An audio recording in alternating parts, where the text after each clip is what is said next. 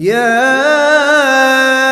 أيها الذين آمنوا اتقوا الله ولتنظر نفس ما قدمت لغد واتقوا الله إن الله خبير بما تعملون. Nah, sekarang Bapak Ibu, apa penyebab riba ini menyebar di tengah kita? Supaya kita tahu penyakit, bisa tahu pula obatnya. Yang gitu. Kalau awak sakit, tahu sebab awak sakit, sehingga bisa tahu lah ubeknya. Salah satu yang paling besar yang saya perhatikan penyebabnya adalah karena kita tidak jujur ketika berhutang kepada saudara kita.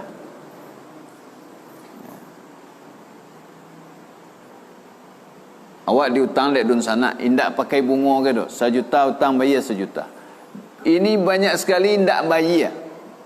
Berhutang kalapau lah 1 tahun 2 tahun ndak pernah lagi hari berbunga dok. Utangnya dulu 10.000, lah 3 tahun 10.000 juga, indak jadi bayar. Maka Allah hukum dengan hal yang sebaliknya.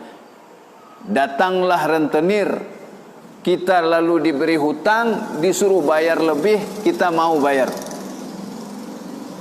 Ditindas dan dosa pula.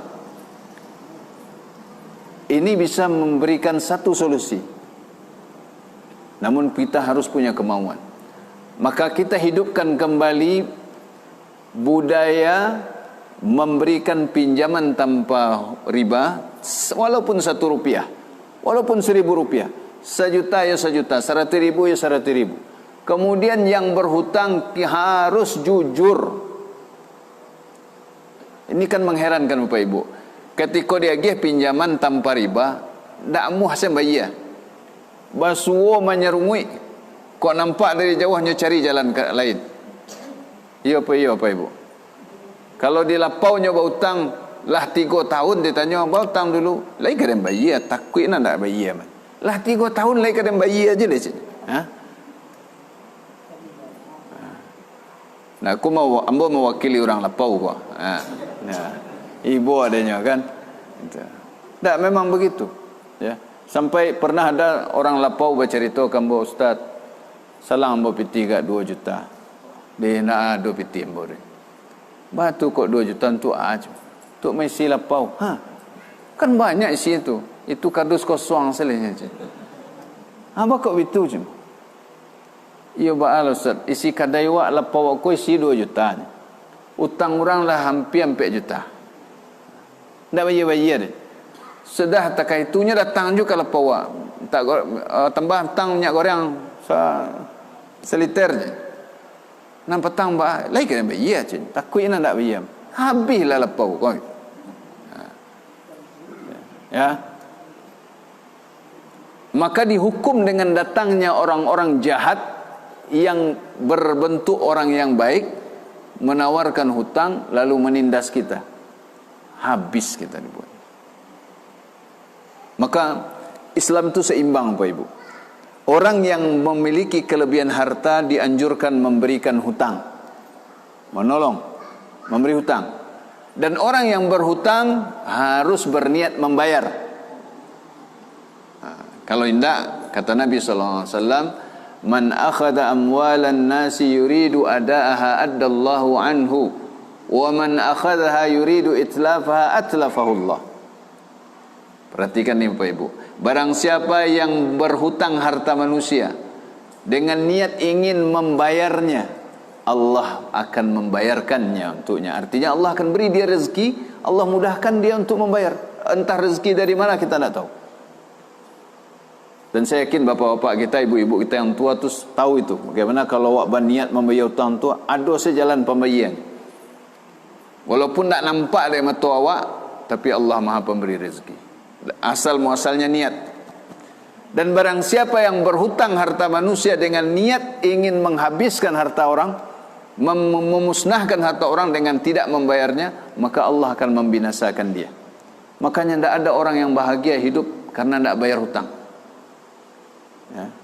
Bahkan dalam hadis yang lain Nabi SAW bersabda, ya, ayyuma rajulin tadayyana dainan wa huwa mujmi'un ala alla yuwaffiyahu iyyahu laqiyallaha sariqan. Siapa saja orang yang berhutang suatu hutang dengan niat tidak membayarnya, maka nanti di akhirat dia berjumpa dengan Allah, dihisab oleh Allah, statusnya sebagai pencuri. Pencuri tahu Pak Ibu? Pencilap, pencilok. Itu bukan main-main. Nabi SAW yang mengatakan dia sebagai pencuri. Orang yang berhutang dengan niat tidak membayar. Jadi imbang. Yang memiliki kelebihan harta membantu yang kurang. Yang kurang ini berniat membayar hutang. Kalau ini hidup kembali di tengah kita, rentenir ini menyingkir. Sekarang masalahnya susah mencari orang yang mau memberikan hutang. Sampai ada yang mengatakan, jangan 100 juta, 50.000 saya nak ada orang magih hutang kini. Temu kecian pendutur tu je. Tak pembayar hutang, maka orang nak mau bagi hutang. Akibatnya orang jujur pun kena. Orang yang punya uang tadi takut meminjamkan, lah cok kanai.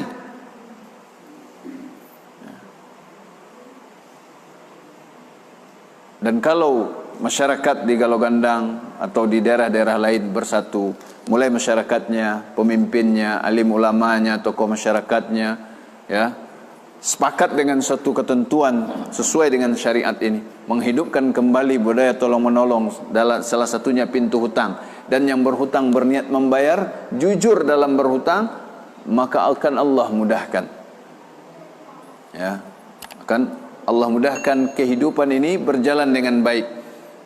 Rezeki akan datang berkah.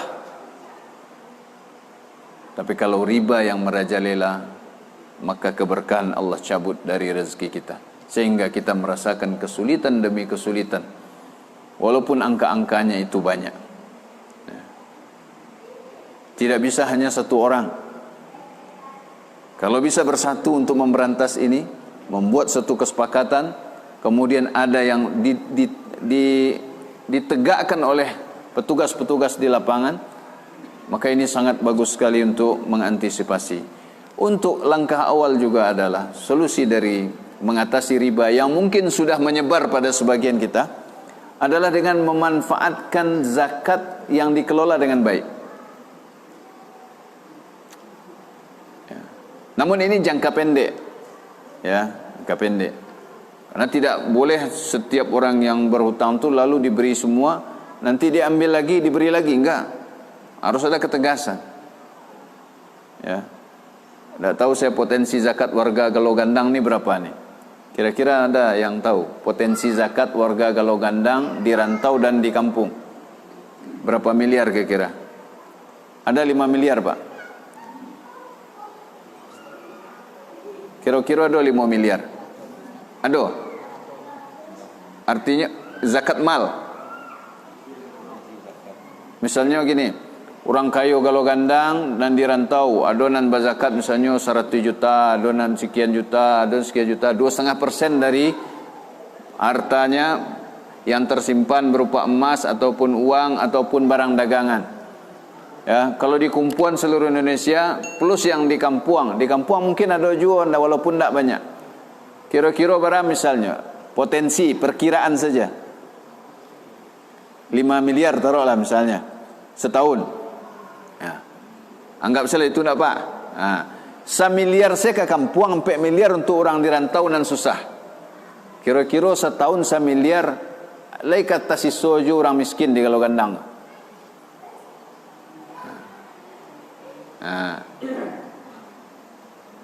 Tapi masalahnya zakat kita tidak kita kelola sesuai syariat.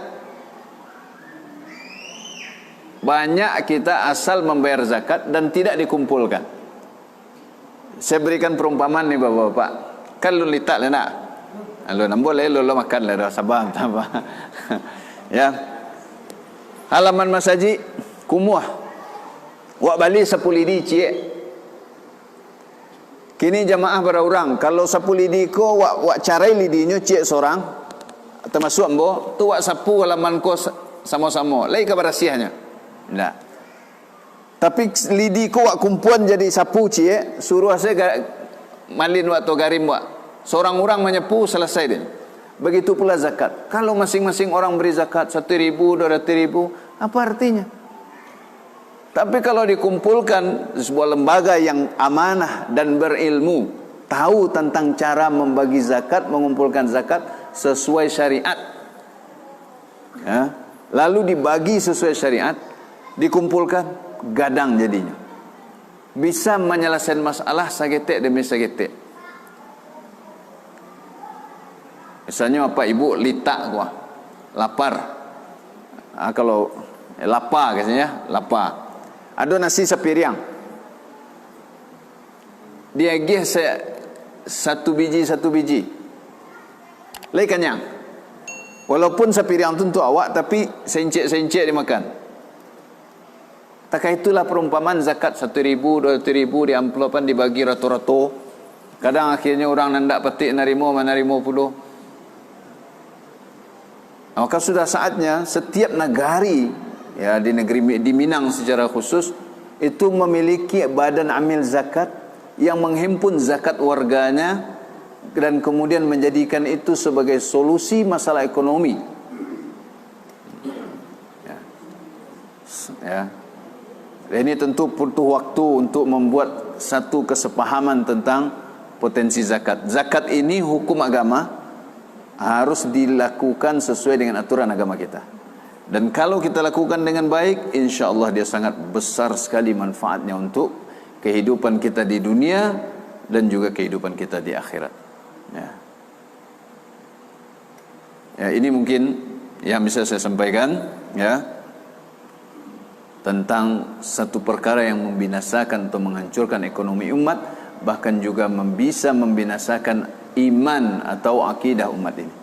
Nah, semoga Allah SWT, ya, memberikan jalan keluar bagi kita dan memperbaiki keadaan kita, ya, dan menghancurkan rentenir dan riba yang masuk ke negeri-negeri kita dan negeri kaum muslimin hendaknya.